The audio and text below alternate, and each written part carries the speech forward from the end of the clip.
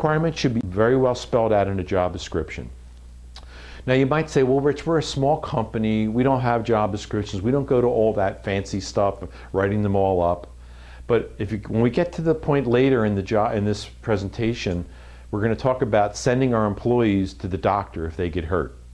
And what's the first thing a doctor does when I walk in the door and here I am, I'm an injured employee and I come in and the doctor's going to say, what kind of work do you do? So who do we want the person telling the doctor what kind of work we do? The employee or us?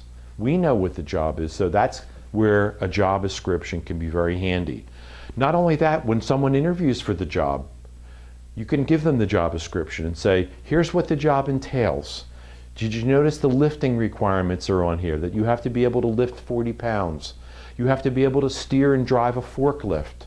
You have to be able to carry bags of mulch or something like that. Can you read those through and would you tell me, Mr. Candidate or Miss Candidate, would any of these job requirements pose a problem for you? And that's a great question to ask on an interview.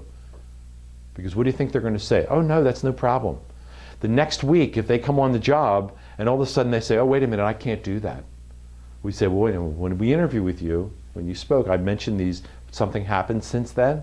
No, I thought about it, I can't lift. Or I just went to the doctor yesterday and he told me I'm not allowed to lift. What do we do about that? We can talk about that. But if we don't ask the question, the burden's on us, the employer, to ask all those questions. Okay. Number one, of course, I mentioned job descriptions. It's the employer's role, responsibility, duty to define what the job is. It's your job.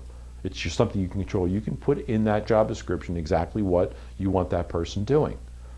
And it's much more difficult when you write job descriptions when the person's sitting at the doctor's when a workers' comp injury, or you're sitting with a candidate and you say, well, the job involves this and this and this. You can hand them a job description. Some employers even have them sign it. They say that we gave you a job description. It tells you what you do. So that 2 months later they don't say, oh, I didn't know I had to do that. I didn't agree to that. Or, oh, I'm not doing that anymore. Or if you say, listen, you aren't fulfilling this part of your job. Oh, I didn't know that was my job. Well, it was in the job description. It helps you. And if I know that you know, I'm more likely to do it if I know I'm supposed to do that job. I want to thank you.